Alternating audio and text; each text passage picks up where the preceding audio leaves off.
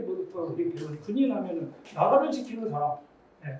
초등학교 때 나라를 지키는 사람, 중학교 조금 고등학교 올라가면은 국민의 생명과 재산을 보호하는 사람 이렇게 배우잖아요. 그래서 분명히 우리 여기 보면은요 군인의 지위 및 복무에 관한 기본법인데요. 지금 여기 40대, 50대 군생활하시는 분들은 이 법이 옛날에는 군인 복무 규율이라고 했어요. 근데 여기 바뀌었습니다. 거기에 복무에 관한 기본법에서 군인도 지위를 받는다고 해서 군인의 지위 및 복무에 관한 기본법 보면은 분명히 우리나라는 국민의 군대라고 딱 이렇게 정의가 되어 있습니다. 이거를 추구합니다. 그리고 국군의 사명 보면 여기 두 번째 줄 보면요, 이제 우리나라도 국력이 많이 신장됐기 때문에 대한민국의 자유와 독립을 보존하고 국토를 방위하며 국민의 생명과 재산을 보호하고 나아가 국제 평화의 유지에 이바지함을 그 사명으로 한다 이렇게 되어 있어요. 이제 우리나라도 국제 평화에 이바지해야 된다는 거죠. 그래서 저 같은 경우는 또 소련 때 1998년 그때 인디아 파키스탄에 가서 유엔군 일원으로 활동을 했습니다. 그 정도로 이제 우리나라 국력이 신장된 겁니다. 그리고 이제 그 임무는 뭐 이렇게 보면 이거는 뭐 기본적으로 여기 군인 갔다 오십니다. 이해하시는 겁니다. 그런데 북한군은 우리 개념으로 이제 북한군이라고 해요. 그런데 아직도 저기 60대, 70대 계신 중에 일부 심한 분은 북한 괴뢰군, 괴뢰군으로 안 하고요. 근데 정확한 명칭은 조선민주주의 인민군, 조선인민군입니다. 근데 우리가 지금 공부하는 사람들은 자꾸 인민군 뭐 하니까 북한군 이렇게 표현하죠. 그래서 북한의 헌법에 보면은요, 국방이 뭐라고 되어 있냐면은 자, 조선민주주의 인민공화국 무장력의 사명은 선군혁명 노선을 관찰하여 혁명의 수뇌부를 보유하고, 수뇌부가 누굴까요? 수뇌부가 예, 김정은 총비서와 그 지휘부를 말합니다. 거기를 보호. 그러니까 우선 국민이 빠져 있어요. 분명합니다. 명확합니다. 수뇌부를 보유하고 그 다음에 뭐라고 나왔냐면은 국민이 아니라 근로인민이 누구예요? 노동자와 농민입니다. 다시 말해 프롤레타리아를 먼저 하겠다는 거예요. 좀 이렇게 지주, 뭐 기술자 이런 테크노크라트가 아니라 근로인민의 이익을 옹호하며 외래 침략으로부터 사회주의 제도와 혁명의 전침을 조국의 자유와 독립평화를 지키는 데 있다 해가지고 제일 먼저 나온 게 뭐냐면 혁명의 수뇌부를 보유한다 이렇게 되어 있습니다. 그런데요, 중요한 거는요, 우리나라는 헌법이 최상위 법입니다. 헌법 밑에에 민주당 당규약이 있고 국민의힘 당규약이 있는데요. 북한은 안 그래요. 헌법은 명목상으로 있지만 실질적으로 가장 강력한 영향을 미치는 것은 김정은 총비서의 지시가 제일 먼저 영향을 미치고 그 다음에 노동당 당규약이 영향을 미칩니다. 왜 그러냐면 사회주의 국가와 공산주의 국가는 당이 국가를 압도하기 때문에 그렇습니다. 그래서 노동당 규약에 보면은요, 거기에 보면은 뭐라고 되냐면 여기 세 빨간 줄 볼까요?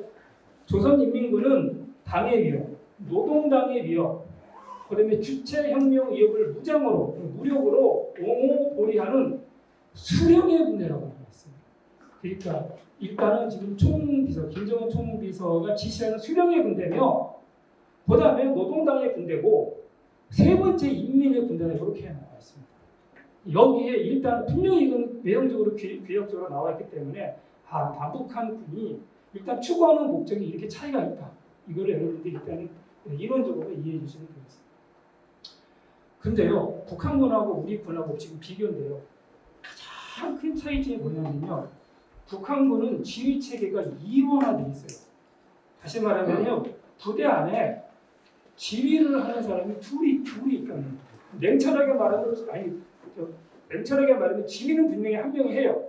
한 명 지휘관이 하는데 그 지휘관이 버금가거나 또는 실질적으로는 그 지휘관보다 더 영향력이 센 정치위원이라는 사람이 모든 제대, 여기는 단이라고 하잖아요. 그러니까 저 밑에 여기 지금 저기 계시는 분들 대부분이 다 기본적으로는 다 이제 군의 조직을 아시는 분이라서 단위가 참 편한데요. 여러분들 요즘에 전철 타면은 가끔 가다가 좀 병사들 볼 수 있지. 하사중사, 소위중이 소령단, 계급단 본 적 있습니까? 지금 제가 20대들을 강의하는데요. 지금 복무기간이 병사도 1년 반이잖아요. 그 다음에 저기 아들 하나 또는 집안에 아들이 없잖아요. 그리고 가장 상식적인 하사, 중사, 소위, 중위를 지금 20대 여학생들은 전혀 몰라요. 전혀. 중위가 높아요, 대위가 높아요? 이런 질문. 예. 사단장이 높아요, 분단장이 높아요? 그러니까 여기 우리 지금 선배님 때들은 오빠도 군대 갔다 오고 맨날 술 먹으면 아빠가 그냥 군대에서 병장 때 어쩌고 기본 상식은 아는데 지금 20대 여학생들은요 그 체계 자체를 몰라요. 그래서 제가 여기 각급 단위회원이라고 말씀드린 것은 우리 군사용어는 이제 각급 제대인데, 자 우리 여기서 저 선배님들 군의 제일 밑바닥 단위가 뭔가요? 분대입니다. 분대. 하사가 지은 분대. 분대 위에는 뭐냐면 소대예요. 여러분들 ROTC 아들리고 하면 소위주의가 지은 소대예요. 소대 위에는 대위가 지은 중대가 있어요. 중대 위에는 소령이 지은 그냥 대가 있어요. 그냥 대라고 해요. 대대와 중대 사이에 대가 있고요. 중령이 지은 거는 대대가 있잖아요. 이거를 갖다가 있잖아요. 제가 이화에 대해서 강의할 때 설명을 해야 되는데 기본적으로 예전에는 그냥 상식적으로 다 알았는데 그 맨 말단 분대부터 저 위에 있는 총참모부까지 중대장, 분대장, 소대장, 중대장 옆에 정치위원들이 나와 있다는 게 북한군하고 한국군하고 가장 결정적인 차이예요. 그러면 그 정치위원은 누구냐? 조선인민군 총정치부 이하 사람들인데 노동당에서 파견한 사람입니다. 노동당에서. 다시 말하면 이 부대 지휘를 국방부, 북한의 국방성인데요. 국방성에서 하는 지휘관이 있는데 그 사람 옆에는 노동당에서 파견한 정치위원이 별도로 있다는데 이 차이, 결정적인 차이가 있어요.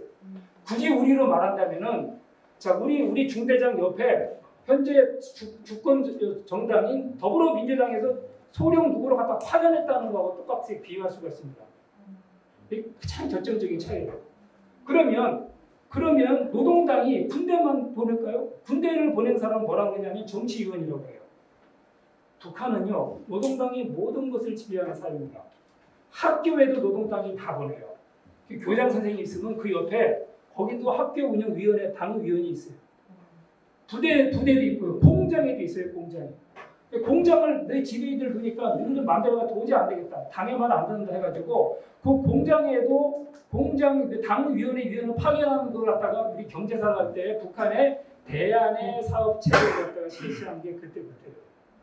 그러면 이거 조금 빗나가는데 그럼 왜 북한은 우리는 지금 더불어민주당이 모든 걸 지배 왜 그럴까요? 그 원인은요 1917년으로 올라가는데 러시아의 짜르 정부를 전복시킨 것이 볼셰비키당이에요. 당이 짜르 정부를 전복하면서부터는 사회주의 공산주의 체제는 전부 당이 그 체제를 지배하게 되어 있습니다. 그래서 북한은 노동당, 중국은 뭐예요? 중국 공산당, 중국은 공산당, 또 쿠바도 공산당 이렇게 해서 사회당, 공산당, 노동당 좀 명칭은 바뀌지만 공산주의, 사회주의 체제는 다 당이 지배한다. 그걸 여러분들이 명백하게 이해하셔야 됩니다. 지금 그래서요. 자, 조선인민군 안에 군대 안에 지휘자가 비슷하게 둘이 있는 거예요. 이게 큰 차이점인데요. 우리 한국군은요 단일주의 체제를 이루어졌어요. 그래서 부대 아까 말씀하신 저 밑바닥 분대부터 시작해서 저 위에 합참까지 시작해가지고 지휘관이 책임을 져요. 책임을 지고 전체적으로 다 해요. 인사 분야 거기 참모가 있잖아요. 인사참모, 정보참모, 작전참모, 군수참모를 두고 이거는 일괄적으로 지휘합니다. 그런데 북한군은요 지휘관 옆에 정치장교가 있어요. 계급은 낮은데 이 사람이 실권자예요. 그래가지고 지휘관은 정보, 작전, 군수만 해요. 작전만 해요. 갖고 인사하고 감시권을 정치장교가 쥐고 있어요. 그러니까 중대장이 병사가 이거 만약 요즘 말로 좀 어리버리하고 좀 탐탁지 않아가지고 얘를 갖다가 얘는 도저히 안 되니까 얘는 취사병으로 쓰겠다. 또는 다른 부대로 보내야 되겠다 하는 권한이 없습니다. 모든 인사권은 정치장교가 쥐고 있어요. 그래서 이 두 사람이 화합을 하면은 아버지와 엄마처럼 전투력이 상승이 되는데 제가 최근까지 북에서 넘어온 군사복무 우리는 북한은 군사복무라고 그래요. 우리는 군복무라고 그래요. 그 했던 뭐 장교급 그다음에 정치인 다 만나봤을 때 10명 중에 8명은 둘이 맨날 싸운다는 거예요. 평식은 전식은 뜻이 안 맞아서. 그런데 실권은 어디 있느냐? 실권은 당에서 지시하기 때문에 정치장이고 있어요. 이 지휘관은 대위 또는 상위. 북한은 4개 체제, 우리는 소중대 소중대에서 사는데 북한은 소위주의 상위에 대위 있습니다. 정치적인 장애가 계급이 낮은데도 불구하고 더 영향력이 있어요. 왜 영향력이 있느냐? 감시하는데 이 사람은 감시해요. 아, 이번에 중대장 동지가 가가지고서리 야, 갸 술 먹고 말이야 엉뚱한 소리 하는데 야는 거의 진급되면 안 들어갔어. 이렇게. 그다음에 그 중대장 그 부인 말이야 그 돈 없다고 말이지 그 장마당 가서 그 쌀 팔아먹고 그게 안 돼가서 그 당선인이 돼가는가? 이 사람은 감시하는데 계급이 낮아도 안 되는 거예요. 여기에 가장 큰 차이점이 있습니다. 우리는 어떤 지휘관이 모든 책임을 집니다. 단일지휘 책임이 돼 있어요. 뭐 전투를 잘하든 못하든 지휘관 책임인데 북한은 지휘관 밑에 정치장교가 있다. 결정적인 차이가 있어서 이원화돼 있다. 여러분 이거는 뉴스에도 안 나오고 어디도 안 나오고 정치인들이 하는 말이 아니라 원론적으로 여러분 기본적으로 학문적으로 이해하셔야 돼요. 그래서요 그 정치위원들을 그러니까 군에 있는 정치위원, 정치장교들을 총 책임지는 사람이 누구냐면은 북한의 총정치국장이에요. 총정치국장. 그러면요, 자 김정일 위원장 시대 때는 선군 정치로 해서 군이 어떤 사회 조직을 지도하고 상위권에 섰습니다. 왜? 고난의 행군으로 다 굶어 죽으니까 이제 믿을 건 이제 군밖에 없다고 그래서 군에 의지하는 게 선군 정치예요. 그런데 그 마지막으로 의지하고 있는 선군 정치에서 만약에 군이 김정일 위원장에게 반란을 하면 어떻게 해요? 정말 위험하잖아요. 그래서 그 군에게 대우는 해주되 군이 나한테 김정일 위원장한테 반란을 하느냐 안 하느냐 계속 지휘관을 감시해야 되잖아요. 그래서 총정치국장이 김정일 위원장 시대 때에는 넘버 2였어요. 북한에서. 모든 정치 경제 사회를 갖다가 아주 그냥 전부 영향력을 준 사람이에요. 아니 오죽하면은 조명록 당시 총정치국장이 클린턴 대통령 만나서 조미 수교를 하자. 94년도 제네바 합의 끝나고 나왔습니다. 그때 이제 북미가 가장 아주 이 합의를 잘 이룰 때예요. 군복을 입고 총정치국장이 국가를 대표해서 하던 대통령을 만날 정도로 총정치국장 영향이 그래서 큰 거예요. 군을 감시해야 되니까. 네. 2014년에 여러분 황병석 기억날 거예요. 갑자기 인천 아시안게임 폐막식에 오겠다고 요 경호원들, 아까 우리 송 선생님이 잘생긴 경호원이었는데 이 국가급으로 대우받고 왔습니다. 대표단으로. 그때도 총정치국장이 온 거예요. 그러니까 김정일 위원장 시대 때는 선군 정치 시대 때는 군을 감시하는 총정치국장이 실권을 장악했다. 그런데 지금은 누구냐면 권영민 차수인데요. 김정은 위원장의 집권에서는 싹 바꿔버립니다. 왜? 그동안 군이 너무 지금 비대하게 다른데 침범하고 필요 이상으로 비대해졌다. 그래가지고 이 총정치국장 영향력을 싹 삭감시킵니다. 그걸 김정은 위원장이 한 10년 동안 했어요. 그래서 이거 북한의 군사기구를 잘 보면요. 자, 국무위원회 최고위원장으로 김정은 위원장이 있습니다. 하고 총정치국이 있어요. 그래서 김정일 위원장 시대 때는 총정치국이 최고의 영향력을 가지고 있어요. 그 다음에 총참모부가 있는데 이 총참모부는 실제로 군을 갖다가 지휘하는 부대예요.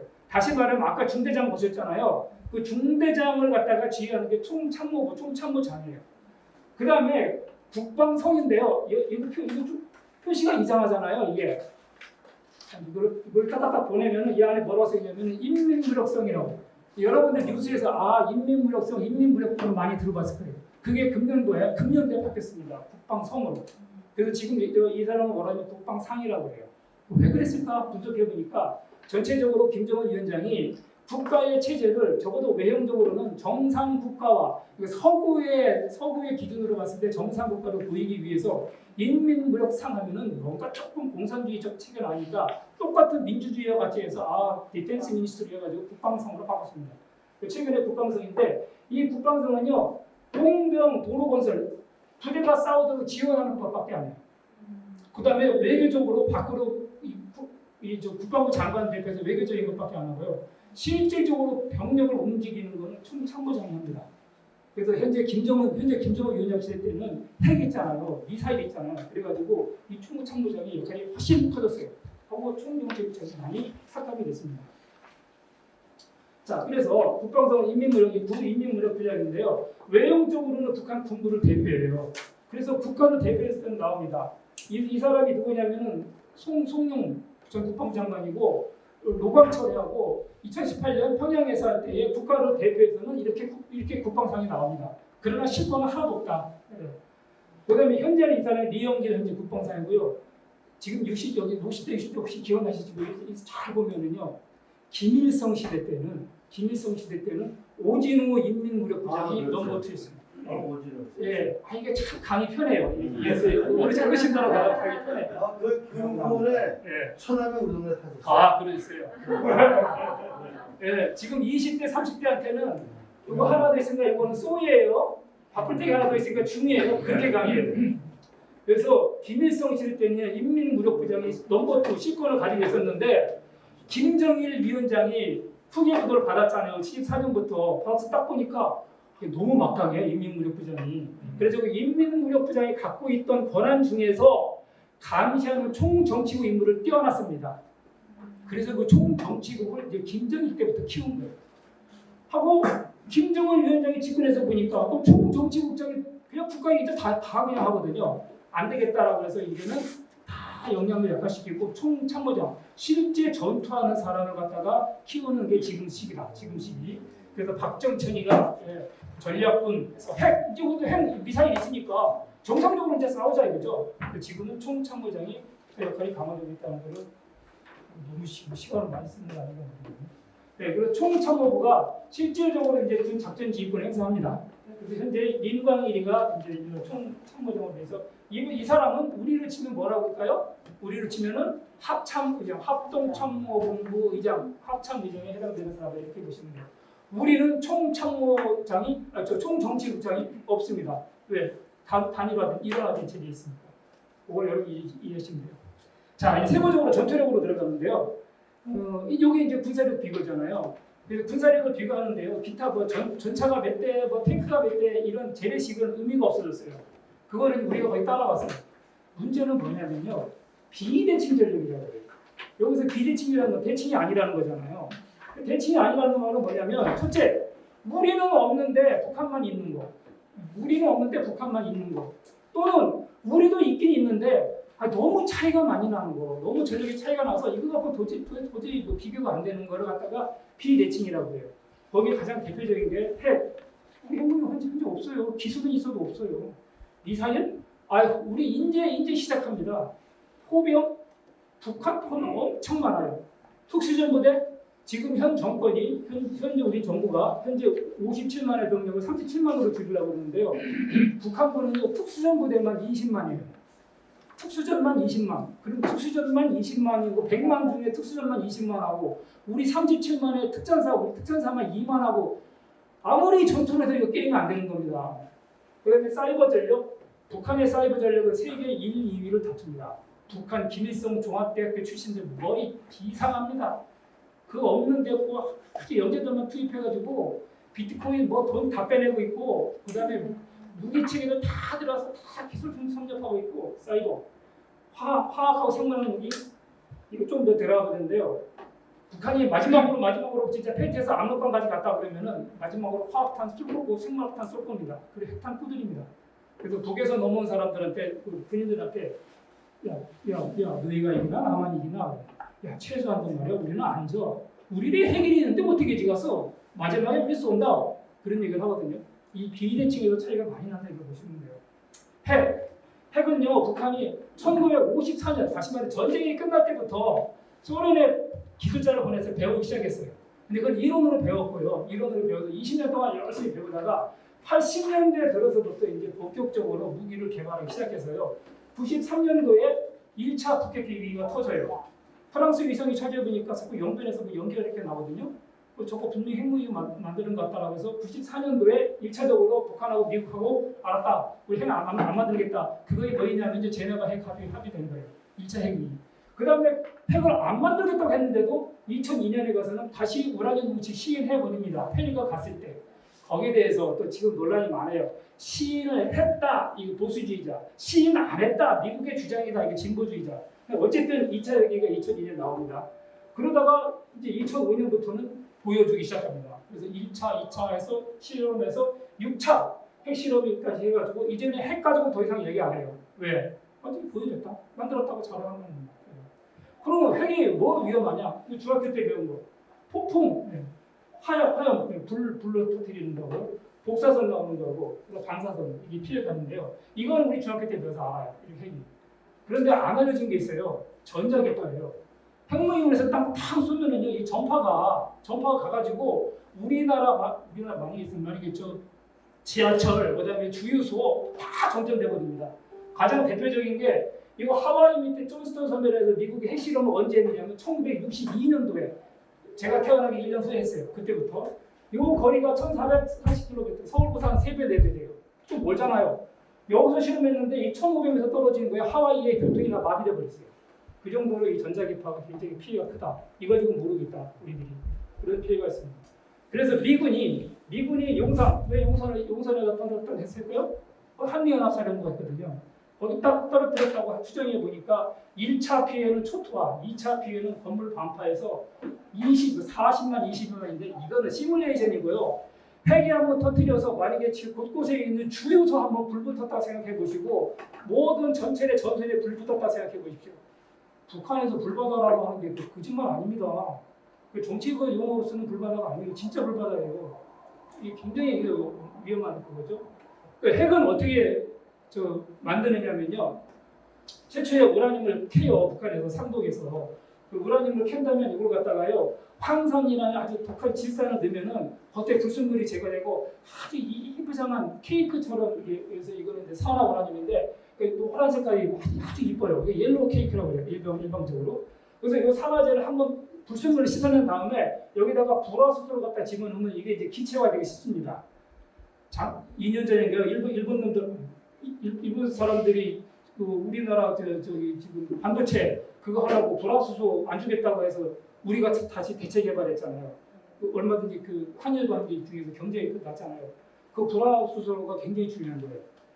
저는 반도체는 모르겠는데 일단 기화시키기 위해서는 이 불소가 대단히 꼭 필요합니다. 그래서 이렇게 기화시켜서 이제 이 우라늄이 기체 상태 되면은 여기는 여러 가지 방법으로 이제 우라늄을 농축시켜요. 근데 일반적인 방법이 통상적으로 원소 기법을 써요. 그래서 돌려가지고 가까운 거는 날아가고 무거운 건 내려가는 거죠. 우라늄은 농축시킵니다. 그래서 여기서 우라늄이 농축되면은 이거를 곧바로 무기로 만들면은 이게 우라늄탄이에요. 우라늄탄. 그런데 이거를 무기로 만들지 않고 평화적으로 원자력 발전을 하기 위해서 이거를 갖다 우라늄을 다시 연료봉으로 만들어요. 연료봉으로. 그래서 이 연료봉을 만들어서 원자력을 태우잖아요. 열이 나잖아요. 그 연료 터빈 그게 원자력 발전소예요. 그래서 세계에서 우리나라의 원자력 기술이 몇 위입니까? 세계에서 3위, 4위, 5위 갑니다. 여기 저 원심분리법이 있다는데 우리나라에서 뭐까지 개발했냐면 전자이온법이라고 그래가지고요. 우라늄이 이렇게 지나갈 때 여기다 전자파를 쓰면은 무거운 거는 날아가고 가벼운 건 날아가고 무거운 건 내리는 그런 기법까지 우리나라가 개발할 정도로 우리 완전 세계적인 수준입니다. 그렇게 원자로 가동시킨 다음에 이걸 다 태웠잖아요. 재가 남잖아요. 이 재에다가 이 핵에다가 화학품을 섞어서 재 처리 리프로세싱을 하면은 그때 뭐가 생산되냐면 플루토늄이 생산되는 거예요. 여기서 오해하시는 분들 꽤 있어요. 아, 플루토늄 북한에 지하 자원이 많으니까 지하에서 캐는구나라고 오해하시는 분인데 플루토늄은 지하 자원이 아닙니다. 인공 핵종이에요. 태운 거를 갖다가 재처리해가지고 생산하는 게 플루토늄이에요. 땅에서 캐는 거 우라늄만 캐는 겁니다. 그래서요, 여기 재처리해서 연변에 재처리 시설이 있는데, 요거를 재처리 시설하면 연기가 이렇게 나요. 연기가 날 때, 미국의 인공위성이 연기가 언제부터 났고 몇 시간 나고 그걸 다 계산하면은 지금 북한이 어느 정도 플루토늄을 갖고 있다는 계산이 딱 나옵니다. 그렇게 파악을 합니다.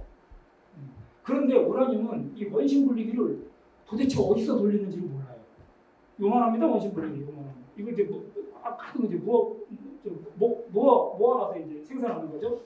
그래서 모르는데 이 원심 분리기를 조그만 거를 수천 개를 가지고 산골 이상 사람 안 들어오는 곳에 거기다 숨겨서 했을 경우에 주변에 사람도 뭐도 없는데 이상하게 그 주변에 눈이 높고 거기 전선이 있고 거기서 계속 열이 발생되고 이것까지도 미국의 이성이 다 캐치를 해요. 그래서 이걸 갖다가 미국도 우라늄도 어딘지 대충 알아요. 2차 북미 정상회담이 깨진 결정적인 이유가 그겁니다. 김정은 위원장이 문화경제 생산 안 한다고 그랬는데 트럼프 대통령이 웃기네 딱 여기 듣고 그래서 꼭다 밝혀졌어요. 그래서 현재 북한의 이 프로세스가 이렇게 된다. 여기서 여러분 아실 거는 우라늄은 원광을 캐는 건데 플루토늄은 이것은 인공으로 만드는 핵물질이구나 이렇게 이해하시면 돼요. 그래서 북한이요 이제 우리는 이제 수소탄 가장 기본적인 건 이제 분리탄입니다. 원자탄 이렇게 말하는데 그 다음에서 수소탄까지 만든다고 그러는데 그 전 단계가 증폭해 분열탄이에요. 그게 뭐냐면은 안에다가 삼중수소를 넣고요. 이거는 융합하는 거고요. 그 주변에다가 우라늄을 쌓아 이거는 분열하는 거예요. 근데 여기서 이제 고폭파하고 빵 터뜨리면 여기 열이 나잖아요. 터졌으니까. 그 열이 전달돼서 그 열에 의해서 여기서 우라늄들이 분리합니다. 그러니까 이거 먼저 분리 원자탄이에요. 그래서 여기서 한번 원자탄이 딱 폭발을 해요. 그럼 그 열이 나잖아요. 그 열이 안으로 들어가서 삼중수를 건드리면 이때 삼중수는 이거는 분리가 아니라 융합탄이에요. 핵융합탄. 이때 융합하면서 또 폭발하는 거예요. 그 열이 다시 뒤로 와서 나머지 남아있던 원자탄에 있는 나머지 원자를 갖다가 또 충돌을 시켜서 분리시키는 겁니다. 한 번 갔다 오는 거죠. 그래서 증폭이라고 해요. 한 번 갔다 와서 남아있기 때문에. 현재 여기까지 온 걸로 파악합니다. 미국이나 우리나. 근데 북한은 뭐라고 그러냐. 이거 넘어서 우리 수소탄 갖고 있다고 그러거든요. 수소탄은요. 여기 리튬 같은 여기 핵 같은 수소의 연료가 여기 있고 여기는 원자탄이 있어요. 똑같아요. 여기서 빵 터진 게 열이 이 수소까지 가서 전달하면 이게 수소탄이 되는 거예요. 그러니까 여기 원자탄을 터뜨려서 열이 나잖아요. 이 열이 나면 여기서 플라즈마 형성하고 그래서 여기서 이제 전파체계로 고체와 액체 중간 단계로 가요. 그래서 그 플라즈마가 여기 있는 리튬하고 삼중수를 터뜨리면 이게 뒤에 이제 수소돼서 폭발하는 게 이 단계가 수소탄이에요. 북한은 여기까지 갔다고 주장하는데 서방에서 전문가들은 아직 여기까지는 못 갔고 그 앞에 증폭 분열탄까지는 갔다고 판단합니다. 그래서 현재 플루토늄탄은 총 몇 개느냐? 2016년도에 약 21개. 2016년도에 55kg. 그런데 2020년경 지금 거의 100여 개는 갖고 있는 걸로 본다. 수소탄이 왜 아니냐?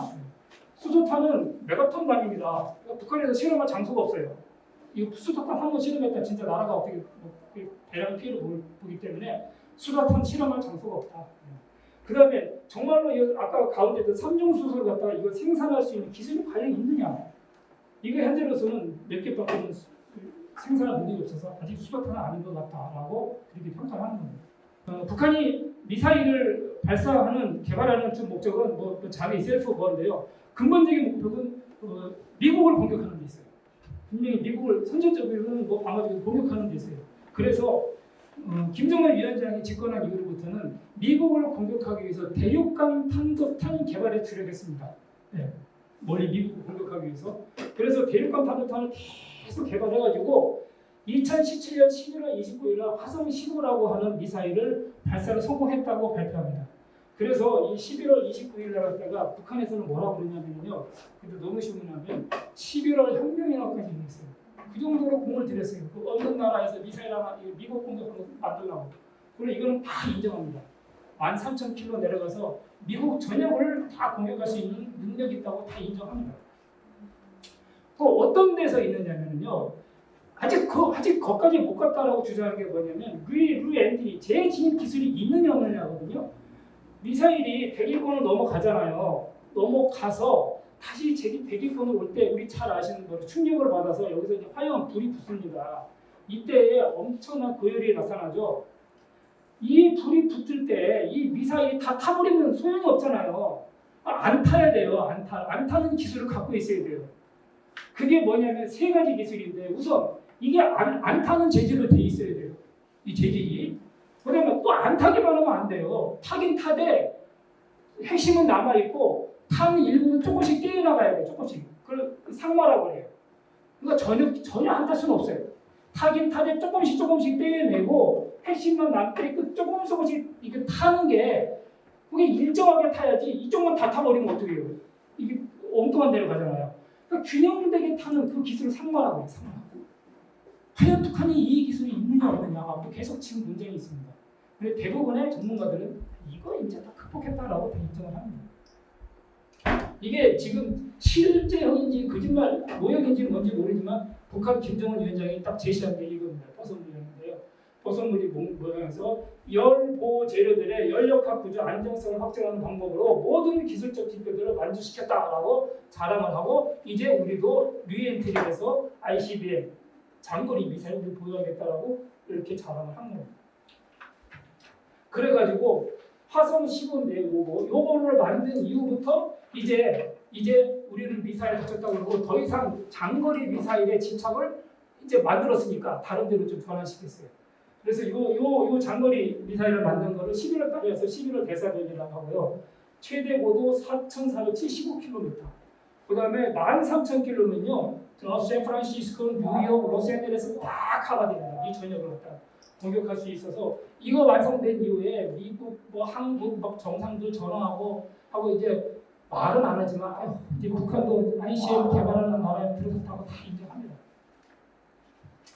그런데요, 이렇게 장거리 미사일을 ICBM을 만든 데까지 좋았는데 우리 한국에서 계속 이제 우리도 그 첨단의 무기를 갖다가 이렇게 개발했잖아요. 개발하면서 북한을 자극한 게 뭐였냐면은 나중에 좀 공군에서 나오는데 우리 한국이 세계에서 몇 번째가 스텔스 도입기를 우리가 도입했어요. 스텔스 항공기를. 이게 청주에 지금 있습니다. 근데 이 스텔스기의 특징이 뭐냐면 진짜 북한이 모르게 북한 지역으로 가가지고 북한이 자랑하는 영변 시설, 중요 표적, 지휘 표적을 그냥 한 번에 가서 그냥 순식간에 다 파괴하고 싹 돌아올 수가 있는 거예요. 아직까지 북한이 우리 남한의 스텔스기를 잡을 방법이 없습니다. 우리 공군의 스텔스기를. 이거 우리가 스텔스기를 도입한 이후로부터는 북한이 현재 북한의 공군용으로는 안 돼요. 우리 남한 공군이 안 되니까 그러면 이 스텔스기가 뜨기도 전에 그 비행장을 초토화시키자. 그것도 정밀하게 초토화시키자 해가지고 북한이 미사일 기술 방향을 미국을 치기 위한 ICBM에서 이제 고도의 정밀 표적화하기 위한 미사일 체계로 바꿔버립니다. 그게 계속 우리 언론에 떴던 이스칸데르 미사일, 한국형 에이티킴스라고 해서 이거를 뭐라고 했냐면은 전술적으로 운영하기 위한 전술 미사일이라고 해요. 그 중에 대표적인 게 이제 이스칸데르 미사일이에요. 그래서 이거는요, 사거리가 600km, 한반도 다 통하는 거죠. 그리고 정밀 타격이 가능해요. 조종이 가능한 거예요. 유도 조종이.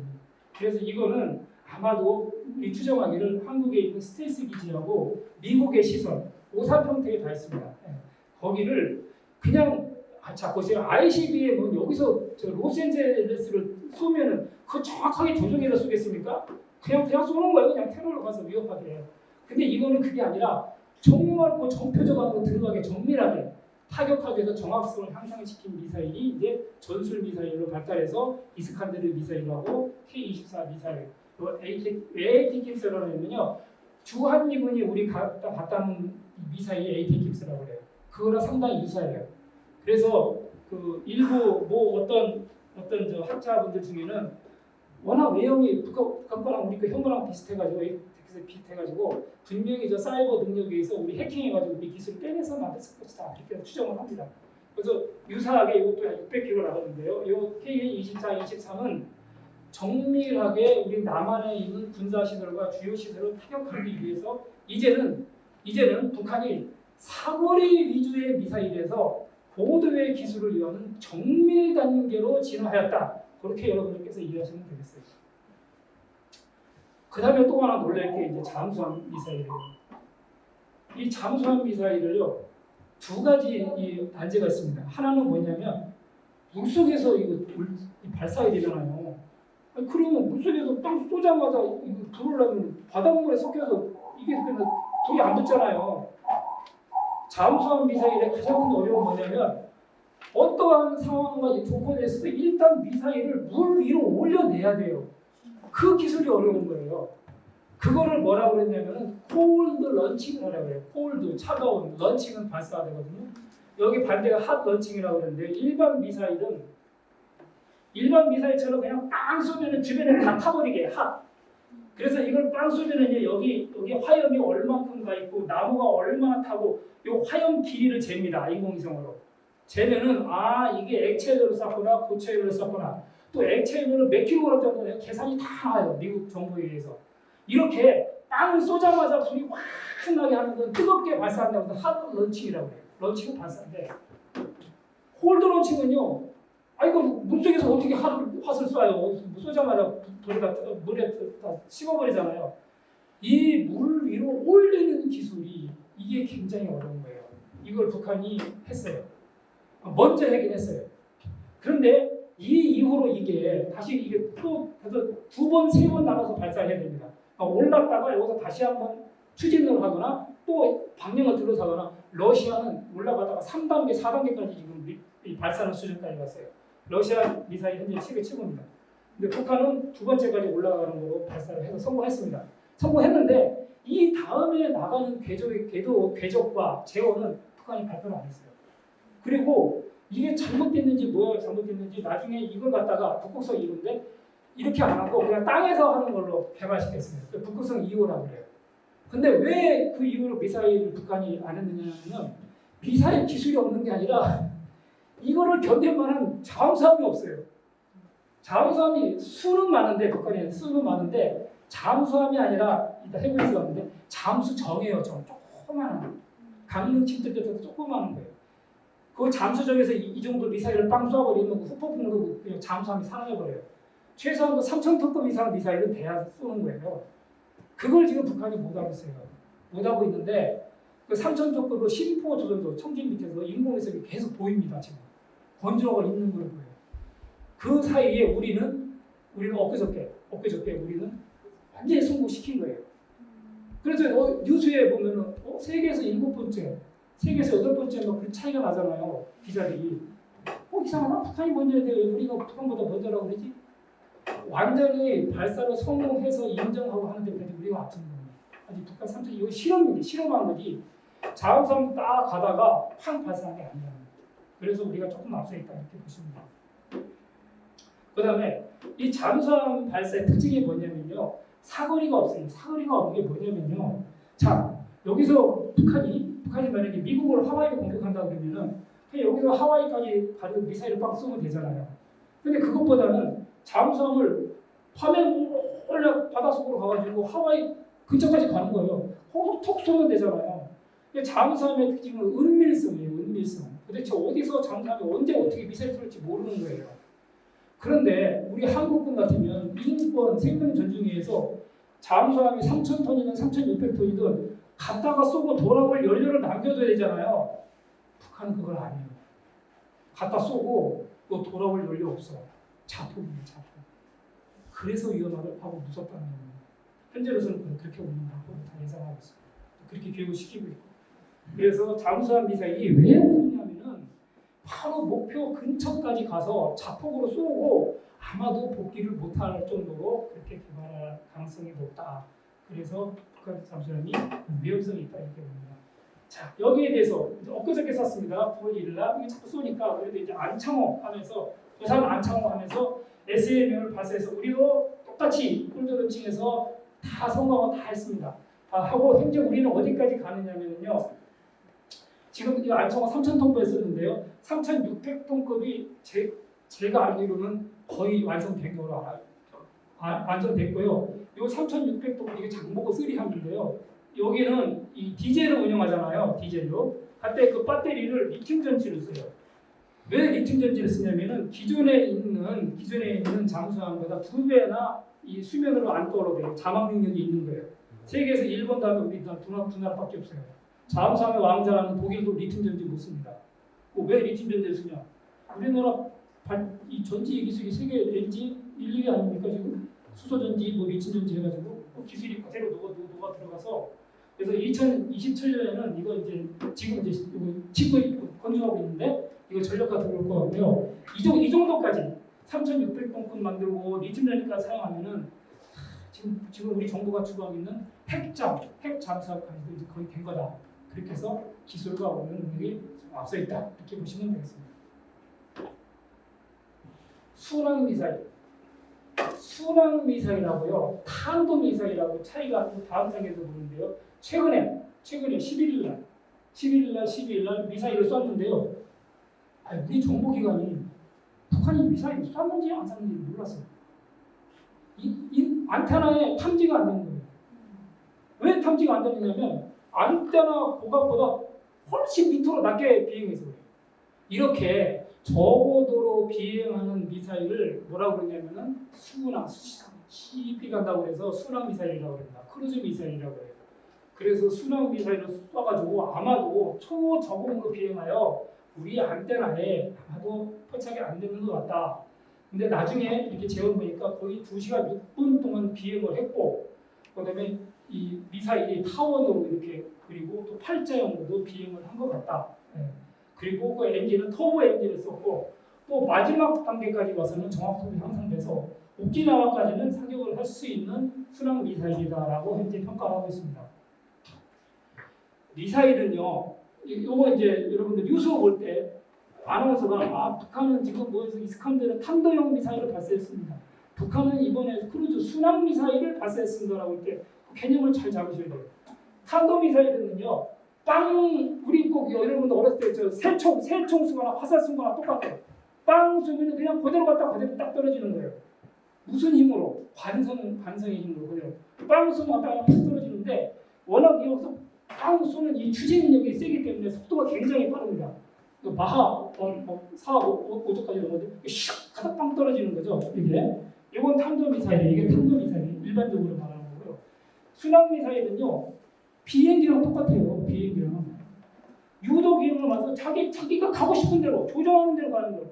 이리 갔다 저리 갔다 산을 피했다 이런 장애물을 피했다. 그러니까 낮게. 그러니까 이리 피하고 저리 피하니까 속도가 빠르겠어요, 늦겠어요? 느리죠. 천천히 쑥 가다가 대신 이 순항 미사일의 결정적인 장점은 뭐겠습니까? 정확도에 정확해요.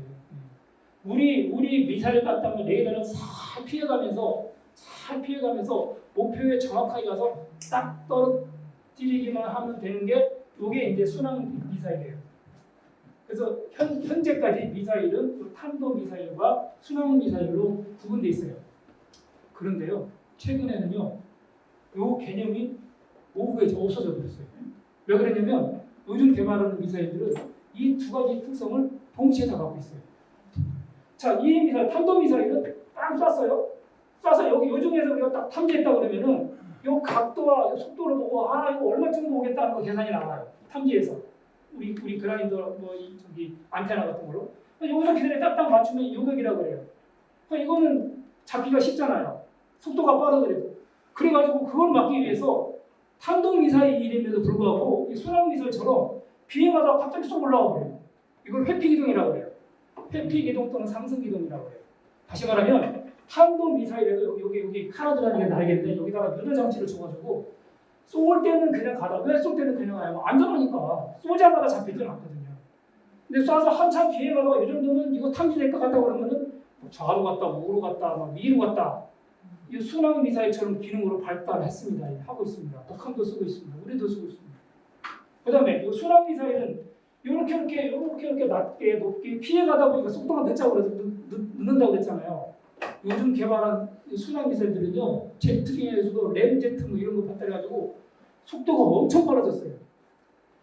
그래서 낮게 와서 남쪽으로 휙 지나가 버리면요, 이거 못 잡아요. 그래서 지금은 탄도 미사일과 순항 미사일에 대한 개념이 오하게 돼서 기술이 발달했다. 개념적으로 그렇게 이해해 주시면 되겠습니다. 그래서 북한이 순항 미사일 아직 정확하게 이름도 안 붙였고 뭐도 안 붙였어요. 워낙 그냥 발사한 지 얼마 안 돼가지고 이거 정밀지 분석 중에 있는데 이제 북한도 그냥 힘으로만 추진력으로 그냥 빵 쏘는 탄도 미사일 단계를 넘어서서 순항 미사일까지 발전한 기술이 왔다 이렇게 이해하시면 되고요. 여기에 비슷하게 우리가 개발하는 건 우리 현무 C 순항 미사일이라고 그래요. 현무의 미사일 종류 굉장히 많아요. 현무 A, 현무 AB, 현무 C, 현무 C로 또 개발한 현무 4, 5에서 우리는 현무 시리즈로 가는데요. 현재 4까지 문재인 대통령이 가가지고 축하한다고 그랬고요. 발표만 했지 아직 안 보이는데 현무 5는 최첨단인데 그건 아까 제가 말씀드린 대로 순항 기능과 탄도 기능을 다 갖고 있는 그래서 거의 됐으면 돼 있습니다. 근데 현재 발표된 거는 이 순항의 경우에 이제 미사일 현무 C까지 돼 있어요. 이 현무 C는요 북한 거에 비해서 뭐 장점이 있냐면 지형 대조 항법 체계를 갖고 있어요. 이게 뭐냐면요 자, 관성항법장 이제 GPS, 여러분 GPS 이런 차로다가 인공위성을 다 해주니까 다 하잖아요. 이렇게 피해 가잖아요. 찾아가잖아요. 이것도 당연히 있는 데다가 지형대조 항법상으로 차고라고 해서 최초에 여기다가 딱 인정을 했는데 가다 보니까 그 지형이 틀려. 실제로 비행기가 비행체가 가다 보니까 그럼 그걸 대조해가지고 목표로 찾아가는 기능까지도 갖고 있습니다. 우리 미사일은. 그래서 이거 정확도가 있잖아요. 수미터로 오차밖에 없어요. 엄청나게 정밀한 미사일을 우리가 보유하고 있다. 여러분들이 그렇게 이해하시면 되겠습니다. 자, 최근에 또 나타나는 게 9월 15일 날 철도 미사일 발사했어요. 야, 북한이 도대체 말이야. 쏠 데 없어서 미사일 최근 대단하다라고 그렇게 볼 수 있는데요. 우리 같은 이제 전문가 죄송합니다. 여기 맞네요. 철도 미사일은 이 철도는요, 북한이 평균 북한 철도의 속도가 한 시속 30km밖에 안 돼요. 제가 최근에 남북 경협 북한하고 이제 우리 사업을 하기 위해서 남북 경협을 조사하려고 북한에 갔다 온 기업가들하고 얘기해봤을 때 도대체 북한에서 상품이 반동을 거쳐서 우리 인천으로 들어와 있는데 그 낱개를 맞출 때가 거의 없다는 겁니다. 왜 그러냐면 결정적으로 철도하고 도로가 너무 열악해가지고 이 철도가 그 주력이 평양에서 신의주 가는 열차의 속도가 30km 자전거 속도만 하잖아요. 수준이. 그러니까 철도라고 해서 그렇게 이게 위협이고 그런 거 아니에요. 그런데 터널에 숨어 있을 경우, 그다음에 뒤에다가 이 칸을 갖다가 이제 많이 보유하고 대량으로 이동하고 한 번 한 번 이제 스시로 쏘고 그런 거는 장점이 있어요. 그리고 요 미사일은 철도에서는 현재 이스칸데르 다시 말하면 전술 좀 단거리밖에는 못 쏴요. 장거리 높은 걸 딱 쏴버리면은 철도 다 타버려요. 그러니까 단거리 미사일을 산속이나 터널에 숨겨놨다가 순간순간에 쏘기 위해서 이번에 만드는 거다 하는 게 이제 철도 미사일이고요. 그다음에 철도 미사일 말고는 이제 궤도형으로 바퀴로 돼 있잖아요. 바퀴가 두 개로 돼 있어요. 하나는 트럭처럼 동그란 타이어 바퀴가 있는 데고 하나는 우리 궤도처럼 전차처럼 궤도형으로 되어 있어요. 그래서 궤도는 어디서 쓰냐면 산악에서 써요. 왜? 바퀴가 산악 못 올라가니까. 바퀴는 이제 고속도 이런 데서 가니까. 그래서 다양한 발사 수단을 갖고 있다. 그렇게 인정을 합니다. 그래서 이거 15일에 딱 쏘니까 에스토니아, 그다음에 상임이사국인 프랑스가 또 북한만 쐈습니까? 쏘니까 우리 계속 쐈잖아요. 그래서 계속 시험 같이 했단 말이죠. 안 되겠다라고 그래가지고 유엔에다가 회의를 솔직히 요청했어요. 안보리로 좀 따져봐야 되겠다. 그래서 미국도 처음에 가만히 있다가 미국도 유엔 안보리에다가 지금 제기해놨는데 미국이 제기하자 러시아, 중국이 저걸 반대할 수도 없고 반대 안 할 수도 없고 해서 찬성은 하되 10월 1일 날 오늘 하자. 오늘 안보리에 들어갈 겁니다. 그러면 10월 우리나라가 빠르기 때문에 우리 날짜는 내일 오늘 새벽 2시쯤 아마 안보리가 소집해서 여기서 논의를 할 거니까 내일 정도에 결과 나올 거로 이렇게 봅니다. 자, 또 극초음속이라고 나서 이것도 엄청난 위험이라고 속된 말로 좀 떠시는 분도 있을지 모르겠는데요. 자, 극초음이 뭘까요? 극초음이라는 건요. 우리 초등학교 때 배웠잖아요. 음속은 1초에 빵 나오는 몇 메타가요? 333m, 340m. 그게 음속입니다. 그런데 그 음속을 넘어가잖아요. 그 음속보다 더 빠르면 넘어가니까 초음속이에요. 초음속. 그래서 몇 배까지를 초음속이냐 그러면 음속의 1배에서 5배까지, 4배까지를 갖다가 초음속이라고 그래요. 근데 그것보다 더 넘어가는 게 있어요. 그게 이제 극초음이라고 해요. 마하 5 이상. 음속의 5배 이상 쓰는 것 같다 극초음이라고 해요. 그래가지고 북한이 주장하기를 이번에 쏜 28일 엊그저께 쏜 미사일을 자기네들은 노동신문에 우리도 극초음을 가졌다고 자랑을 했습니다. 그런데요, 실제 요 극초음이라고 땄는데 속도를 재보니까 2.5밖에 안 돼요. 마 2.5밖에. 그래서 극초음이 안 나왔어요. 안 나왔는데 이거를 항상 저희 현역 이렇게 정보할 때 이것을 이 미사일을 분석할 때 기술적으로만 분석하면 안 돼요. 꼭 정치적인 분석을 해봐야 돼요. 북한이 가지고 있는 이 미사일이 2.5밖에 안 된다는 게 능력이 안 돼서 2.5밖에 안 되는 건지 일부러 지금 이쪽으로 낮춘 건지는 모르는 거예요. 그래서 조금 진보 진영에 계시는 분들은 북한은 극초음을 쓸 수 있는 능력이 있는데 미국하고 대화를 할 수도 있고 관계를 갖다 더 악화시키지 않기 위해서 일부러 그랬지 실질적인 능력은 된다라는 게 진보주의 진영에서 이제 주장하는 거고 보수주의 진영은 아직 시험 단계다. 그 단계까지는 안 갔다 지금. 왜? 아니 어떻게 사진 한 장만 달라고 동영상도 안 보내주고 또 김정은 위원장 나타나지도 않고 또 간단하게 주장만 하고 자기 일방적인 주장만 하고 또 이것을 한미 다 분석해봤을 때도 도대체 그만한 속도가 안 나왔다. 그렇게 이제 얘기를 하고 있습니다. 예, 북한이 28일날 쏜 거는 현재 속도가 실제로 5 이상 안 나왔고 2.5밖에 안 나왔다. 그런데 또 하나 특징이 뭐냐면요. 앰플화된 액체를 하고 이게 뭔가 앰플화? 혹시 여기 저 간호원이나 병원 의사 의료에서 근무하시는 분 계십니까? 예. 아 선생님. 예. 바로. 거기 저 주사약을 넣을 때 요만한 하얀 거기 그 병 조그만한 병에다 주사를 넣어서 거기다가 주사 빨아서 땡긴 다음에 사람이 넣는 거잖아요. 그 하얀 병은 우리 어렸을 때 그걸 앰플이라고 그랬는데 지금도 앰플이라고 그러나요? 그 약이 들어있는 하얀 통. 그걸 앰플이라는 것처럼 뭐냐면요. 이 액체 연료를 갖다가 미사일 본체에다가 바로 넣는 게 아니라 커다란 용기 그릇에다가 액체 연료를 미리 넣어놓는 거예요. 넣어놨다가 요것을 쏠 때 싹 본체에다 실어놔서 발사시키는 거예요. 그러면 그 전에 북한 미사일이 어떻게 하냐면 액체는요 쏘기 1시간, 2시간 전까지 주입을 시켜야 돼요.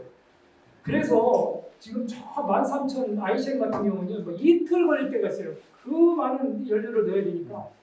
그래서 미국의 인공위성이 딱 보면은요 그 사진을 이렇게 보면은 하얀 파이프가 보여요. 연료를 주입하는. 탐지가 돼요. 그래서 그 하얀 파이프가 보이면은 저희 같은 정부인들 비상거리입니다. 저 파이프가 저기 언제 제거되고 언제 저기 없어지고 언제 설치되는 거. 그래서 48시간 연료를 주입했다. 24시간 연료 주입했다. 12시간 연료 주입했다. 다 계산 나옵니다. 그렇게 해서 잡아내거든요. 그래서 이 액체 연료가 성능은 좋은데 탐지되니까 액체 연료를 안 써요. 그 액체 연료보다 더 발달하게 뭐냐면 고체 연료예요. 고체 연료. 고체 연료 그냥 실어 넣으면 돼요. 근데 고체 연료는 생각해 보시죠. 나무에다가 불이 바로 붙습니까? 그 고체 연료를 불 붙이는 또 능력이 있어야 되거든요. 그래서 그 고체 연료와 액체 연료의 장점을 중간 단계로 이번에 북한이 개발한 게 앰플화된 액체라고 해서 액체를 미리 통에다가 밤새 몰래 넣어놨다가 쏘기 전에 그 통만 갖다 딱 실어놓고 쏘는 이거는 좀 놀랄 겁니다. 근데 이게요 70년대 80년대 러시아에서 발달했다가 러시아에 이제 안 써요. 왜 안 쓰느냐? 액체 이제 거의 안 써요. 다 고체로 발달이기 때문에. 그래서 고체로 가기 위한 전 단계로서 액체 연료를 효과적으로 발전시킨 게 앰플화된 액체입니다. 이것을 이번에 시도하는데 상당한 의의를 보시면 돼요. 우리 극초음은요, 정확한 명칭이에요. 하이퍼소닉 해서 이게 이제 극초음이고 부스트하면은 폭발 증가시키다, 증폭시키다요. 글라이드 하면은 글라이드 비행기라서 활공용으로 빵 쐈다가 지구충격으로 쑥 내리는 건데요. 이걸 현재 제가 여기서 개발됐다라고 공개적으로 말은 못하지만 개발 중인데 거의 이거 됐습니다. 우리 능력이. 우리도 극초음 미사일 단계 다 왔어요. 왔는데 그 증명하는 게 있어요. 뭐라고 그러느냐? 우리 나로호가 성공했는데요. 이 나로호가 러시아 기술을 발달했지만 최소한도 대기권 위로 빨리 쏘아 올리는 능력은 우리 있는 거예요. 우리도 나로 발사했고요. 그다음에 2004년부터 2007년까지 램제트라고 해서 이 추진기를 개발했어요. 이게 뭐냐면요. 기존에는 이 공기를 받아들일 때 미사일이 받아들이면은 이거를 압축하고 터빈이 돌려서 여기서 압력을 생산했거든요. 그러니까 따로 이 압축기나 터빈이 필요했는데 이 램제트는 그냥 공기가 들어오면 이 연료통 자체에서 고압으로 압축시켜서 바로 전화가 되게 맞는 거예요. 추진력도 강하게. 이거를 이미 우리는 2004년 7년부터 다 개발했습니다. 했고 작년도에 김현종 2차장이 청와대 김현종 2차장이 KBS 뉴스에 나와서 분명히 얘기했습니다. 우리는 극초음을 지금 개발했다라고는 안 하고 개발 중이고 개발할 계획을 갖고 있다라고 얘기를 했어요. 근데 청와대 차장이 개발할 계획 갖고 있다 그러면 어느 정도 기술이 돼 있으니까 그렇게 얘기하지. 전혀 백지 상태에서 우리 개발하겠다 그럴 수는 없거든요. 그러니까 주변에다 경고를 한 겁니다. 그리고요 이번에 엊그저께 우리도 초음속 극초음은 아닌데 초음속으로 마 3 이상 된 대함 미사일을 쐈어요. 지대함 미사일이 아니라 조금 방향을 바꿔서 똑같이. 그러니까 프랑스가 야 나만 더 쐈냐? 15일날 북한은 열차 쏘고 우리는 이거 쏘니까. 그래서 이제 유엔 따지라는 겁니다. 이제 프랑스가. 근데 이게 말이 초음속이지 마 3이지 실제적인 기술은요 거의 극초음 단계까지 우리도 왔어요. 그리고 우리 미사일 기술이 미국하고의 이 미사일 지침에 따라서 발달을 못 시켜서 그렇지 정밀도 기술은 여러분들 지금 뭐 우리 반도체 기술이 이제 일본 뭐 다 따라왔잖아요. 저희 여기 선배님들 우리 초등학교 때 일제가 최고 좋았잖아요. 무조건 소니. 근데 지금 일제 안 쓰잖아요. 이제 우리 일본이 그러니까 사가잖아요. 이게 왜 그랬냐면요. 2021년 5월 21일 날 저는 현 정권 이것도 아니고 전 중립적인데 다른 거 몰라도 문재인 대통령이 이건 너무 잘했어요. 미국하고 미사일 지침에서 폐기를 했어요. 이게 뭐냐면요. 1979년부터요. 미국이 우리 미사일한테 너네는 사거리 150km까지만 만들어. 탄도 150km까지 만들어라고 일방적으로 그냥 지시를 했어요. 만들어? 그럼 왜 주한미군 쳤을 거야? 왜 20년 동안 우리 미사일을 기술은 있는데 발달을 못 시킨 거예요. 그러다가 이번에 이제 사거리도 니 알아서 한국 사거리도 니 만들어. YCM 만들어. 한도 뭐 2,000톤, 3,000톤, 3톤 거기까지 만들어. 이거 성공시켰습니다. 그러니까 어쨌든 외형적으로 잘했습니다. 근데 이제 우리 같은 정보 분석가가 판단하기에 왜 미국이 지금 이걸 풀렸을까? 왜 미국이? 여러분들 중국, 여러분들 일상생활에서도 미국과 중국이 세계의 패권을 갖다가 경쟁하는 영향력이 우리 일상생활까지 나타납니다. 중국을 견제하기 위해서는 가까이 있는 한국의 고도화된 미사일 기술이 필요한 거죠. 그러니까 어쨌든 한미연합군으로 들어서 한국 미사일도 미국하고 같이 싸울 거니까 사거리 이거 다 풀어가지고 중국을 쏠 때 같이 하자 그 개념으로 풀어왔다라는 주장도 있는 건데 사실입니다. 그래가지고 어쨌든 뭐 그랬거나 저렇거나 우리 기술은 이제 사거리도 다 늘릴 수 있고 정확도도 늘릴 수 있고 그래가지고 현재 우리 미사일 기술은 ICBM 사거리까지는 못 갈 정도 정확도만큼은 세계적인 수준에 와 있다. 정확도만큼은 주변에 있는 미국도 일본도 중국도 긴장하고 있다. 그까지는 여러분들이 이해하시면 됩니다. 바한항공, 북한은 바한항공이라고 그래요. 우리는 지대공 미사일이라고 해요. 이것도 발사했어요. 보시면요, 날개가 앞에 또 있잖아요. 요거는 그 조종을 또 하겠다는 거예요. 한번 두 번째. 여기서 한번 그러니까 우리 비행기가 떴을 때 우리 스텔스기 아마 목적한 것 같아요. 그래서 또다시 정밀성을 향상시켜주기 위해 지대공 미사일을 북한이 이번에 개발했습니다. 획기적입니다. 그런데 물론 이 지대공 미사일도 많이 개발했지만 우리는 다양한 우리는 미사일을 갖고 있어요. 이거 사진 잘 보면 어깨에 결착한 것처럼 보이잖아요. 어깨가 아니에요. 트럭 위에 세우는 거예요. 네, 찝차예요. 트럭에서 요거 가장 가까운 거 3km에 쓰는 겁니다. 4km, 10km에서 이거부터 시작해서 1,000만 이거 이제 미사일 단계까지 가고요. 근데 핵심 천공에서요 40km까지 오는 거는 다 사격할 수 있어요. 그다음에 이거는 이거 좀 그림이 이상하잖아요. 실제 사진이 아니라 long SAM이라고 해서 surface air missile 해가지고 long range 장거리 지대공 미사일 이거 다 개발했습니다. 그래서 지대공 미사일과 뭐 해공 미사일에서 하여간 정확도에 있어서 결코 우리가 뒤질 건 없다. 다만 우리가 현재 없는 거는 대륙간 탄도탄 미사일이 없는 거예요. 미국이 북한을 갖다가 8.18 70년도 8.18 도끼반항 때도 뭐 그냥 항공모함 잔뜩 겁만 주고 북한을 지금 공격하는 못하는 이유 중에 하나가 휴전선에 포병이 너무 많이 깔려 포진돼 있어요. 이거 한 발만 그냥 우리 서울시내 어디에 떨어뜨려서 또 재수없게 그게 산에 떨어지면 괜찮은데 주유소에 딱 떨어졌다 그러면 다 불바다 되잖아요. 170마일이 자행포 스스로 가는 포라고 개도가 돼가지고요. 이거 53km가 나오는데요. 사거리가. 우리는요 K9 자주포가 정확도는 세계 3위로 갑니다. 터키에 엄청 팔았는데 40km밖에 안 나요. 근데 분당 무속발은 빨리 쓸 수 있어요. 근데 여기는 분당 0.5가 한참 늦어요. 그러니까 대수는 적지만 우리는 빠바바바바바로 쓸 수 있는데 여기는 한 방 빵 쏘고 한참 있다 쏘고. 왜? 우리는 자동화돼서 안에서 기기가 다 쏴져요. 그냥 착착착착 장착해서 그냥 빠바바 계산도 다 자동으로 돼서. 그래서 이것이 가장 우수한 포고 연평도 그 위력을 발휘했습니다. K9 결정적으로요. 다련장이 북한은 방사포라고 그러고 방사 사격을 여러 방향 우리는 다련장이라고 그러는데요. 아무리 성능이 좋아도 우리 200 포병은 문이라고 그런다. 배수로 안 하고 200대밖에 안 되는데 북한은요 4,800. 지금 DMZ 다 가진 게 이거 방사포예요. 240mm 방사포. 여기에 북한이 남한이 공격하던 북한의 미국의 뭐가 오든 이거 나와서 한번 쏘기 시작하면 거점을 썼기 때문에 이게 제일 무서운 겁니다. 우리는 없어요. 이게. 근데 그것도 모자라서 최근에 300mm 30cm 두께 이걸 만들었어요. 근데 이 방사포는 팍 쏘잖아요. 그러니까 정확하게가 필요 없이 가서 그냥 면적 사격이 그냥 축구장한테 깔면 되는 거예요.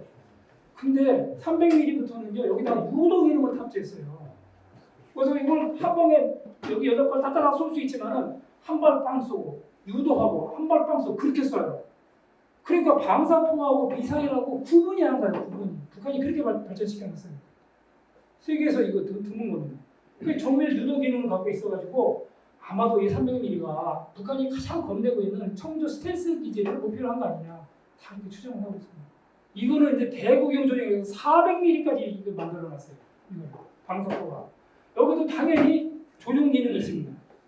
400mm도 딱 놀래 자빠져가지고 우리가 언제 저거 만드냐고 그랬는데 이거는 600mm예요. 600mm. 60cm, 60cm 포, 방사포가. 하고 이거는 4개밖에 없어요.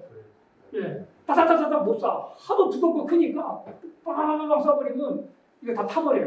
한 방 빵 쏘고 한참 한방 빵 쏘고 이렇게 사격합니다. 그래서 이거는요 308, 408 이거 속된 말로 부산까지 나가야 과학이 아니에요. 그리고 여기 이 카나드로 아까 제가 날개 있다고 그랬잖아요. 이 날개가 왜 있냐면요 이게 조종 기능이 있어요. 조종이 있어서 안정을 유지하기 위해서 날개가 있는 겁니다. 이게 세상에 방사포를 갖다가 있잖아요. 그냥 방사포는 그냥 쏴서 그냥 초토화시키는 건데 이렇게 발발로 이렇게 정밀화되게 만드는 거는 북한밖에 없는 거예요. 우리 없어요. 여기에 가장 큰 솔직히 차이점이 있습니다. 그래서 이거 미국이 시뮬레이션 시험을 해봤어요. 해봤을 때 DMZ 일대에서 1시간 동안만 쐈을 경우에 여기가 이거 전부 점점이 이게 북한군 포병 부대거든요. 근데 여기는 없어요. 여기 왜 없을까요? 여기는 북한 포부대가 없잖아요. 금강산 지역, 강원도 태백산, 산꼭대기가 없잖아요. 그러니까 여기서 이렇게 딱 쐈을 때 1시간만 일제에 공격하면은 20만이 죽을 거다. 서울 불바다군이요. 여기 서울 수도권에는 2군단하고 4군단의 예하 포병이 있어요. 그러니까 우리 수도권을 담당하는 거는 북한군 2군단하고 4군단이에요. 거기 있는 포병들만 아까 말한 120mm, 105mm 뭐 조그만 포 말고 큰 대구경포, 장사정포만 요것만 300문이 쐈을 경우 1시간에 쓰면 13만이 죽을 것이다. 솔직히 이거 팩트로요, 팩트로. 예. 내가 뭐 반정 묵은, 친정 묵은, 내가 좌하고 묵은 간에 이론적으로 초전에 막대한 포탄을 모두 완전 쏘는 건 불가능해요. 그런데 우리도 대포병 레이더가 있어서요. 북한군이 포탄을 딱 쏘잖아요. 우리 레이더가 딱 우리도 쏴요. 대포병 레이더가 있어요. ANTP라고. 그래서 이 포를 쏜 그 진지를 알아내요. 금방 알아내요. 그래서 거기에 우리도 쏴요. 포를 갖다 K9으로. 그런 체제는 갖고 있는데 다 지금 받는 거는 불가능하잖아요. 다 꼭을 동시 쏘는. 근데 현재는 어떻게 되느냐? 북한군 포들이 다 갱도안에 들어갔습니다. 왜? 미군의 공중공격에 대비해서. 그래서 일단은 이 포들이 밖으로 나와서 이게 훈련을 하는지 또는 포를 말린다는 게 뭐냐면 지하에 숨겨두니까 자꾸 부식이 되잖아요. 녹슬잖아요. 그러니까 북한도 정기적으로 포를 밖으로 빼서 세pe트 말립니다. 그렇게 밖으로 나오기만 하면 우리 정보자산 포병들이 다 일단은 비상대기에 들어갑니다. 저기 뭐 할지 모르겠어요. 그렇게 대비를 하고 있다. 그렇게 보시면 돼요. 그래서 여기 보시면 우선 그렇게 우리가 방어적으로 하지 말고 정말로 북한이 이거 쏠 것 같다 그러면 선제적으로 우리 먼저 공격하는 방안을 우리도 이제 지금 생각하고 있습니다. 레이저 무기 눈에 안 보이잖아요. 이걸로 갖다가 포책에다 팍팍팍 이렇게 쏴버리면은요. 포에서 그냥 포로 쏘는 게 아니라 포도 무전기를 통해서 지시를 합니다. 포병 계신 분인지 모르는데 사거리 얼마, 고도 얼마, 평각 얼마 발사하잖아요. 그런 뭐 통신체계, 그리고 무기체계, 우리 테일라이팅 거 전부 자동화돼 있어요. 안에 보면 전부 자동, 사람 생명력밖에 안 타요. 그런 걸 레이저로 쓰면은 전자체계가 방해되잖아요. 그렇게 이제 발달해야 된다라고 우리가 하고 있어서 우리 현재 수준 어디까지 하냐면 30kW급까지 레이저를 개발했어요. 근데 이게 무기화 되려면요 최소한 300, 1000kW까지는 가야 돼요. 근데 조만간 우리도 이거 될 거로 봅니다. 특수부대, 북한군 특수부대. 자, 우리는 지금요, 우리는 현재 약 60만 대군, 57만의 대군을 37만으로 이제 줄이고 있습니다. 계속 줄이고 있는데 북한은 20만 명이 특수부대예요. 그럼 보병 일반 부대가 지금 북한은 몇 명일까요? 100만. 어떻게 이게 연평도 포격이거든요. 연평도보다는 사람이 도망가는 거잖아요. 그래서 특수전 부대가 이렇게 복장을 이렇게 민간 복장하고 특히 청주 같은 데 딱 숨어 있다가 발사, 무전으로 발사 딱 쐈어요. 그런데 그거 좀만 오른쪽으로 2km만 더 틀어. 그렇게 포탄을 유도하는 사람, 그런 능력을 하더라. 특수전 부대가. 예. 그다음에 이게 정찰. 여성분들 사람 눈이 어디 있어요? 잘 보여요? 딱 봐도 안 보이죠? 사람 얼굴, 눈, 코 보여요? 위장해가지고 해. 이렇게 정찰 활동. 우리 산 뒤에 가서도 딱 우리 가면 정찰하는 거예요. 특수전 부대가 하는 것들. 그다음에 암살. 딱 한 사람이 정확하게 딱 조준해서 쏘는 거. 이 암살하는 총이요. 북한은 분대급, 제일 밑에 분대급만 함정씩인데 우리는 분대, 중대급, 대대 세종 대대 갖고 있어요. 대대. 독가스 살고 김정남 사건 바로 났잖아요. 뭐 증명해요. 이게 지금 핵 배낭인데 이 안에 뭐 들었나 논란이 많습니다. 아직도 우리 정보를 이렇게 캐치 못해요. 근데 여기 핵 배낭에다가 여기다가 핵을 조금만 전세를 가지고 있다가 이거 시한폭탄 잠재해서 지하철에다 싹 사물하면 나가고 빵빵빵빵 터지려면은 거쳐볼 수가 없죠. 특수전 부대가 이런 거 하는 거예요. 북한 특수전 부대들이. 여기 저 베트남 여자가 김정남 살인할 때 이렇게 주요 인물들 싹 죽이잖아요. 북심을 딱 찔러가지고 이런 거. 그다음에 공중에서 해상에서 이렇게 해서 하는 건데. 그다음에 옛날에 저 북한군은요 몸으로 때우고 뭐 태권도자라고 막 그런 건 줄 알았는데요. 최근에 노동당 열병식에 나오는 저게 북한군인지 무슨 외국 첨단군인지 첨단 야시경에다가 탑 발이도 들어가는 캘리버 총에다가 권총까지 주고 상황경에다가 한국군 복장을 해가지고 진짜 1대 100으로 쏴도 안 지을 정도로 첨단화 시켰습니다. 화학무기 이거 우리는 없어요. 북한 세계 2위예요. 이거 막판에 북한이 압록강까지 밀렸다가 이거 그냥 살포해버리면요. 최근에 이 화학탄을 갖다가 시리아가 자기 동포에게 쐈습니다. 최근에 얼마나 사람 죽었어요. 이거 보유하고 있어요. 우리 없어요. 우리 제독기능만 갖고 있어요. 가만히 보시면요. 화학무기를 생산하는 데는 전부 바닷가에 있어요. 물건을 질산, 황산을 이렇게 수입해야 됩니다. 연구시설은 다 안에 있어요. 저장시설 그렇게 4명 안에 있어요. 그래서 이 화학부대가 엄청 무서운 겁니다. 서로 지금 정부가 남북대화하려고 발표를 안 해서 그렇지. 김정남처럼 실제로 했어요. 이렇게 실험 죽였어요. VX 신경선 갔다가 발레이자든 뭐 분리든 생물무기는 균을 갖다가 투과하는 거잖아요. 근데 그 중에 뭐가 제일 문제냐면 세계 유일의 천연두 메신저 이게 뭐냐면요. 선생님 여기 지금 여기 20대에는 천연두 안 맞잖아요. 이제 천연두 이제 사라진 거잖아요. 저까지 천연두 맞았어요. 여기 자국 있어요. 천연두 옛날 마마라고 천연두라고 했던 거. 지금 20대들한테 가면 천연두가 뭐예요? 이해를 못해 이해를. 그래서 유엔에서 이제 천연두는 지구상에서 사라졌다 해가지고 이제 유엔도 F에서 WTO에서 이거 다 빼놨습니다. 빼놨는데요. 북한, 이라크, 러시아는 천연두들을 갖고 있어요. 지금 갖고 있어서 한국의 뭐 전쟁 중에 평균식은 만약에 북한에서 이 천연두를 딱 터뜨렸다 그러면은 지금 20대, 30대 죄다는 아니지만 상당수가 마마 걸리고 천연두병 걸린다는 거예요. 그래서 지금 한국으로 오는 미군들은요 천연두 접종하고 옵니다. 그런데 우리 한국군은 천연두 접종하느냐? 안 해요. 해야 돼요. 이 정도로 북한의 뭐라고 이거 얼마나 무서운데 이런 거 하나도 안 하고 정치하는 사람들이야. 설마 같은 동포인데 같은 동포인데 확탄을 쏘겠어? 생물학탄은 해군하고 공무원은 제가 장비잖아요. 북한 돈이 없어요. 그다음에 기술도 많이 발전 못했어요.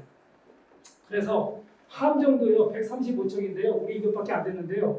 자, 가장 비관한 연평해전 때 우리는 배가 파도청 막 넣으려고 해도 사이럴 책이라고 해서 딱 포가 고정돼 있어요. 파도가 아무리 쳐도. 그러니까 자동으로 상태로 쏘는 거예요. 근데 북한 배는요 아직도 포로 쏘려면 서야 돼요. 배에서. 아니 쓴다고 그러면 더 이게 막 파도 치니까 이 정확도가 없잖아요. 그 정도로 지금 북한 배가 좀 떨어져 있습니다. 많이 떨어져 있습니다. 그러니까 대수는 많은데 성능면에서 얼마큼이 떨어지고요. 큰 배, 적어도 구축함, 디스트로이어, 호위함처럼 막 5,000톤급 이런 거는 북한은 없어요. 아까 왜 SLBM이 북한이 늦는다고 그러냐면요. 3,000톤급 잠수함 아직 못 만들어내요. 이제 만드는 거예요. 잠수함 좀 72척 있잖아요. 뭐 조금의 상업급, 연합급 어쩌고 5m, 10m짜리 한두 명 타는 3m 그런 것밖에 없는 거예요. 근데 이게 자폭용으로 쓰면 얘기가 달라집니다. 그래서 자폭으로 할 건 그렇게 봅니다. 이게 공개 부양전이거든요. 여기서 파라개비를 돌려서 이 반동력으로 이게 나가는 건데 개폴까지도 슉 올라가고 평지는 다 올라가요 이게. 그래서 밤에 싹 들어오면 침투하면 이거 못 잡고 모릅니다. 이게 좀 많이 있어요. 이게 위험하고요. 그다음에 최근에 놀란 건데요. 북한이 이거 개발한 건데 엄청 이거 뾰족해요. 그래서 파도를 뚫고 나가서 이게 시속 얼마나 나가냐면요. 90km까지. 아니 시속 90km면 고속버스 아니에요. 우리는 최고 빨라야 유도탄정 70km고요. 연평해전 때 여러분들 영화 봤습니까? 참수이죠. 고속정이 10명을 쫓았잖아요. 그거 한 40km밖에 안 돼요. 못 잡아요. 그래서 공군은 수적으로 북한이 많지만 우리가 월등히 성능이 유리한데 현재 북한이 최고 첨단기 미그 29기도 우리 남한의 F-16에 비하면 거의 대동소이하지만 속도만 대동소이하지만 전투 반경이나 이런 데서 월등히 우리가 시스템이 유리하고요. 결정적으로 우리 스텔스기를 우리 도입했어요.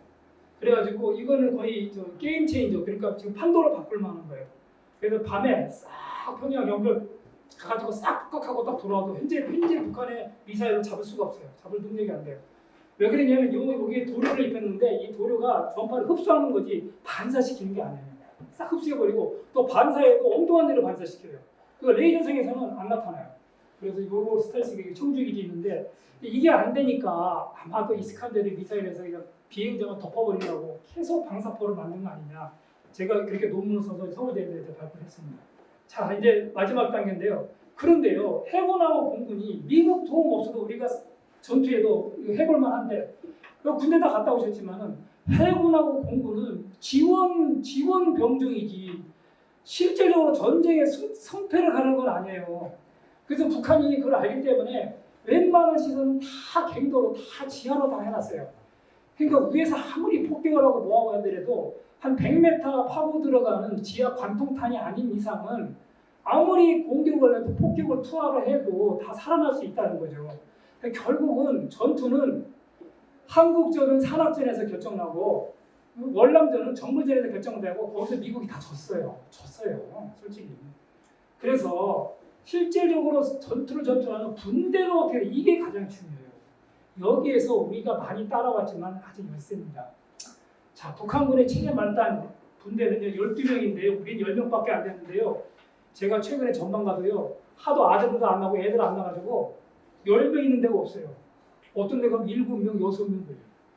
북한도 12명이 없어요. 8, 9명 돼요. 북한은 왜 인원이 줄어드냐면 풀 품고 배고파 헐받아 상당수가 병원에 가 격리시설에 가 있어요. 우리는 먹기는 잘 먹는데 없어 사람 자체가. 총은 비슷해요. 우리 K2 소총이나 북한이 가장 기본 나를 지키는 총은 성능이 비슷하다. 기관총도 비슷해요. 기관총 비슷해요. 우리가 조금 나요. 솔직히 기관총도 비슷한데 저격 아까 특수전에서 이렇게 딱 한 사람 한 사람 죽이는 거 있잖아요. 이게 북한군은 분대에서 하사가 쏘는데 우리는 분대도 없고 중대도 없고 대대장이 쓸 수밖에 없어요. 이거 어떻게 전투를 한단 말이에요, 이걸. 그다음에 이거는 이 투척기라고 그래가지고 슈루탄을 손으로 던지기 뭐 하잖아요. 그 슈루탄을 이제 여기다 딱 장착해서 쏘는 거예요. 이거는 뭐 대동소이한데 우리는 사람 죽이는 것밖에 없는데요. 북한의 이 슈루탄은요, 연막탄용, 그다음에 가스탄용, 뭐 화학탄용 다 쏠 수 있게 개발했어요. 제일 많이 나오는 거, 특히 중동전 영화 보면 이게 많이 나잖아요. 이게 솔직히 북한 거 있잖아요. 시리아, 이집트 다 파는 겁니다. 그 영화 나오는 것들 다. 이 탄이요 굉장히 다양해요. 다양해서 전차 파괴용, 건물 파괴용, 인물 살상용 다 있는데요. 우리는 군대에 없고 이것도 사왔어요. 프랑스에 사왔는데다가 이거 대전차밖에는 못 써요. 여기 열쇠가 있습니다. 군사교육은 아예 다른 거 말고요. 북한군은 10년 근무합니다. 우리는 몇 년 근무하냐면 1년 반 근무합니다. 그 전쟁은 분명히 안 해야 돼요. 되는데 방법은 두 가지예요. 통상 진보주의자들이 하는 말대로 지원해주고 이렇게 하고 북한이 원하는 거에서 대화와 이것을 외교적으로 해결하는 방법이 있다고 보고요. 보수주의자들은 일단은 북한이 갖고 있는 비대칭의 위험만큼 우리도 갖춰놓은 다음에 그 다음에 대화를 하든 뭘 해야 된다는 거이기 때문에 제가 볼 때는 둘 다 해야 된다고 봅니다. 그러니까 비대칭이 우리가 없으면 없는 대로 우리도 일단은 무기는 갖추는 상황에서 그 다음에 대화로 해야 되지. 우리가 힘 있다고 분명히 박정희 정부 때 우리도 공격 많이 했어요. 우리도 많이 보내고 똑같이 저쪽이 공격했다고 이스라엘에서 우리도 공격하고 그러면 안 된다. 갖춰놓은 이때 대화를 해야 된다는 게 그 첫 번째 주장이고요.